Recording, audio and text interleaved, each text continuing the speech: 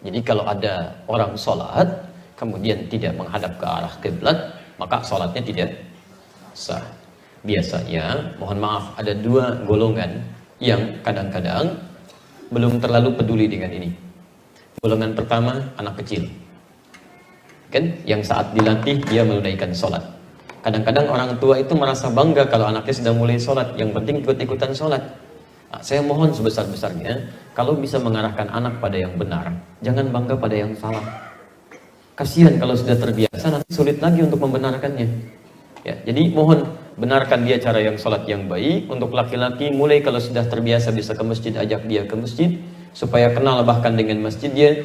Ya, kalau belum terbiasa, orang tuanya biasakan sholat di rumah menghadap ke arah kiblat. Kadang anak-anak suka berputar, itu kan, tiba-tiba sajadah dialihkan, sholat menghadap sebaliknya. Ya, Anda bisa biarkan di awal, setelah itu kemudian Anda mulai palingkan. Masya Allah, kalau yang kesini, ini bukan kiblat namanya, gitu kan? Kiblat itu siapa ya? Teman ayah? Bukan, ya.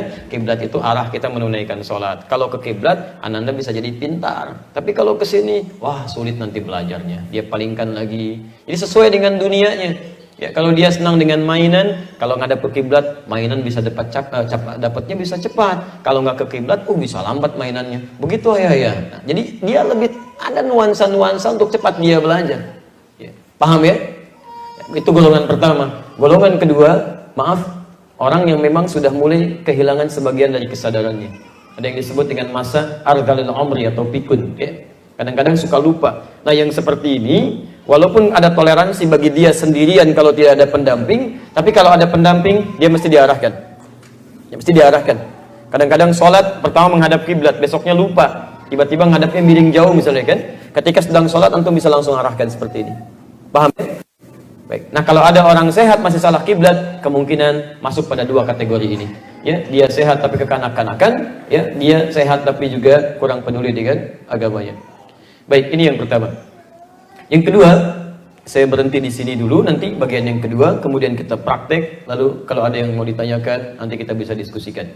Bagian kedua, setelah kita tahu kiblatnya kemana, arahnya seperti apa, kita pastikan masuk satu di antara tiga kategori tadi, maka mulailah mengambil sikap yang disebutkan oleh Nabi SAW dalam hadis riwayat Abu Daud nomor hadis 666,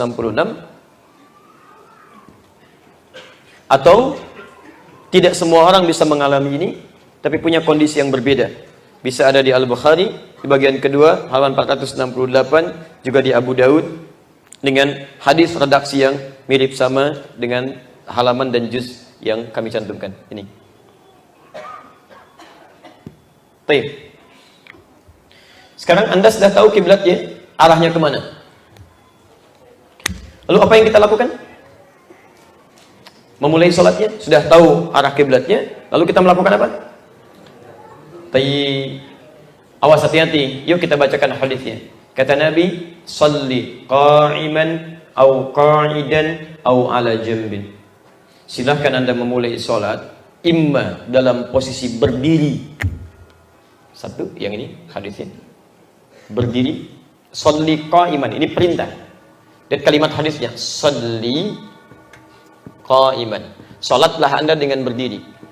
Jadi, berdiri. Ini pilihan pertama. Dan bentuk pilihannya adalah perintah. Artinya apa? Kata para ulama hadis, ini menunjukkan kesan bahwa bentuk perintah ini, jika ada seseorang mampu berdiri dalam salatnya, kemudian dia memilih duduk atau tidak berdiri, maka salatnya dipandang tidak sah. Batal salatnya. Dia mampu berdiri, tapi dia memilih duduk misalnya, maka batal salatnya. Mesti dia ulang. Kecuali salat sunnah ya. Kalau salat sunnah ada keringanan di sini. Terkhusus pada salat sunnah yang sifatnya, maaf, rakaatnya begitu banyak, bacaannya kadang panjang. Ya, misal Anda ikut salat tarawih misalnya kan, apalagi 10 malam terakhir, salatnya di Masjidil Haram atau di Masjid Nabawi, yang bilangan rakaatnya juga lebih panjang kadang dari kita, bacaannya lebih panjang dari kita. Kadang-kadang tidak kuat terlampau lama berdiri, itu boleh duduk. Boleh, dan hadisnya ada di situ, ya. Salatul qa'id nisfal qa'im. Salat orang yang duduk mendapatkan pahala setengah dari yang berdiri. setengah dari yang berdiri. Ya, Masya Allah. Jadi masih dapat pahalanya, cuman setengah, gitu kan? Alhamdulillah setengah juga agak lumayan, gitu kan? Masjidil Haram sekali salat berapa? 100.000, Masya Allah, ya kan? Baik, 100.000. Kalau dapat setengah berapa? 50.000. Di Anur dapat berapa? 1. Kalau milih duduk berapa? Benar-benar setengah kalau itu. Masya Allah. Udah rakaatnya sebentar, bacanya pendek, masih mau duduk juga. La haula wala quwwata illa billah. Padahal mampu berdiri misalnya. Nah, ini benar-benar setengah. Ya. Kalau yang ini agak lumayan lah, gitu ya. Baik, jelas di sini? Baik, jadi kalau Anda memilih untuk duduk padahal mampu berdiri dalam menunaikan salat fardu, maka salatnya dianggap tidak sah. Dia mesti mengulang. Mesti mengulang. Tayyib. Teruskan sebentar. Kita belum bicara kasus ya, kita masih yang standar dulu. Ya, kasus yang saya maksudkan nanti dari yang pertama tadi yang tidak tahu kiblat bagaimana caranya, gitu kan? Nah, termasuk kasus-kasus yang ini. Yang kedua, au qa'idan, atau kalau tak mampu, lihat cara menerjemahkannya. Atau kalau tidak mampu dia berdiri, bisa qa'idan. Dia duduk.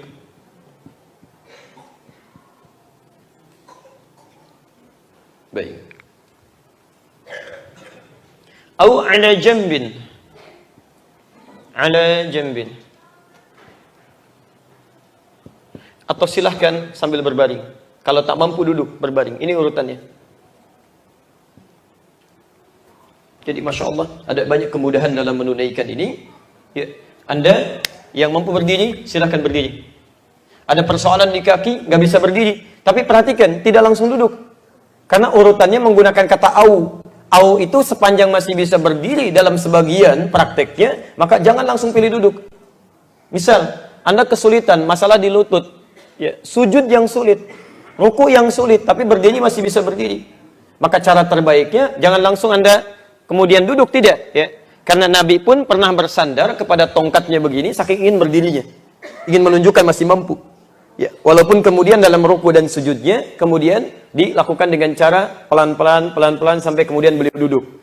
Nah, kata para ulama, konteks ini kalau ditarik kekinian, Anda masih mampu berdiri tapi punya persoalan dalam ruku dan sujud, tidak menjadi aib bagi kita untuk menyimpan kursi misalnya, ya, yang disejajarkan dengan saf teman-teman yang berdiri, kemudian Anda mulai bertakbir dalam keadaan berdiri. Ya, kemudian setelah ruku Anda tidak kuat, Anda duduk. Ya, turunkan gerakannya, kepala turun sedikit, baca bacaan ruku. Jelas ya? Kemudian i'tidal, ya, Anda bisa sambil duduk juga. Ya, kalau tidak kuat tuh kemudian berdiri, dan sujud Anda duduk kembali dan turunkan lebih rendah menunjukkan bahwa Anda sedang sujud. Paham sampai sini? Baik, jadi yang kita tampilkan kepada Allah dalam salat kita itu kesungguhan kita. Ya, kesungguhan kita. Jadi bagaimana Nabi SAW ingin menampilkan bahwa ya Allah, saya syukuri nikmat-Mu ya Allah. Terima kasih memberikan saya kehidupan, memberikan kenyamanan hidup. Semaksimal mungkin kita bersyukur kepada Allah. Sepanjang masih punya kemampuan, tunaikan yang terbaik yang bisa kita lakukan. Dan biasanya orang-orang seperti ini, itu akan mendapatkan anugerah dari Allah yang lebih daripada orang biasanya.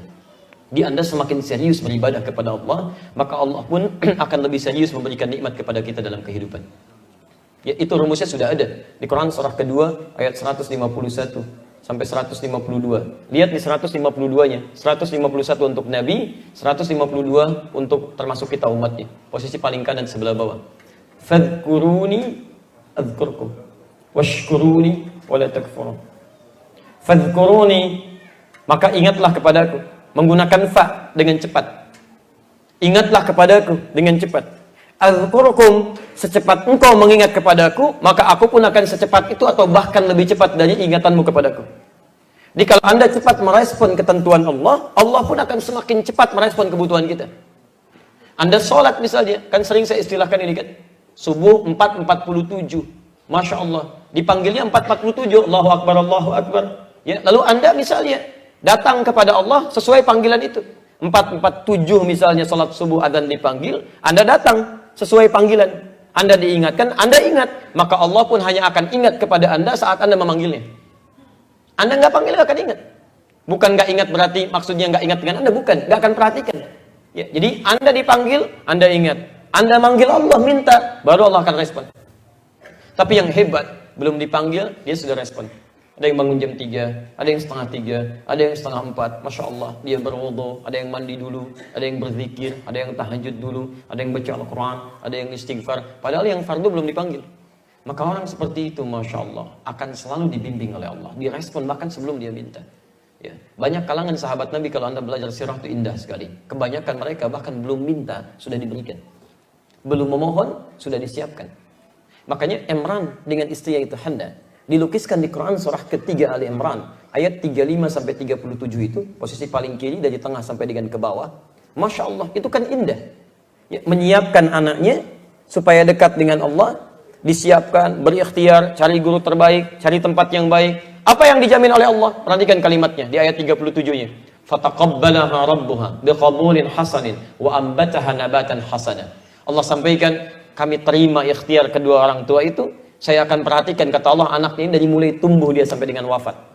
Nabatan hasanah, dengan pertumbuhan yang baik. Ini orang tuanya belum memberikan apa-apa, tapi Allah yang sudah berikan. Sampai-sampai orang tua menyiapkan makanan, menyiapkan pakaian. Setiap pamannya Nabi Zakaria masuk untuk mengantarkan itu, di dalamnya sudah ada. Kullama dakhala 'alaiha Zakaria al-mihrab wajada 'indaha rizqa. Setiap masuk ke dalam mihrabnya sudah didapatkan di situ. Sampai bertanya, "Anna laki hadza?" Dari mana semua ini? Ha huwa min 'indillah. Huwa min 'indillah. Ini semua dari Allah Subhanahu wa taala. Perhatikan, itu yang paling indah. Jadi semakin Anda cepat merespon, semakin cepat ya perhatian Allah kepada kita. Tapi kalau Anda menunda-nunda, apalagi misalnya malas, wah itu susah. Ya, dipanggil jam 4:47, baru sadar 7:44. Itu pun belum ingat sholat, Masya Allah. Nah, itu yang repot, kan? Nah, jadi di sini teman-teman sekalian, saya kembalikan, sepanjang punya kemampuan berdiri, maksimalkan. Ya, walaupun cuma sholat sunnah, tidak bisa silahkan duduk. Ya, kalau kesulitan silahkan berbaring. Dan ini bukan aib. Dalam sholat fardu tidak mampu ini semua, Anda berbaring, itu nilainya sama dengan yang berdiri, dengan yang duduk, sepanjang rukun dan syaratnya ditunaikan dengan benar. Saya pernah ditanya seorang ibu, ya, dan menangis beliau, ya, mengatakan, "Ustaz, saya pernah dirawat di rumah sakit. Ya, sholatnya wudunya cuma tayamum, sholatnya berbaring. Sholat saya sah tidak, Ustaz?" Saya katakan, "Masya Allah ibu, ibu sakit masih mau sholat. Di luar sana banyak orang sehat gak mau sholat. Itu nikmat luar biasa. Jangan tanyakan bagaimana Allah menerima, tapi syukuri nikmat itu. Ya, ada orang sakit masih mau sholat, banyak orang sehat gak ingat sholat. Dan itu insya Allah sempurna pahalanya. Insya Allah sempurna pahalanya. Baik sama dengan yang berdiri, yang duduk, ataupun ditunaikan dalam keadaan berbaring, sepanjang rukun dan syaratnya terpenuhi dengan benar. Jelas di sini? Baik.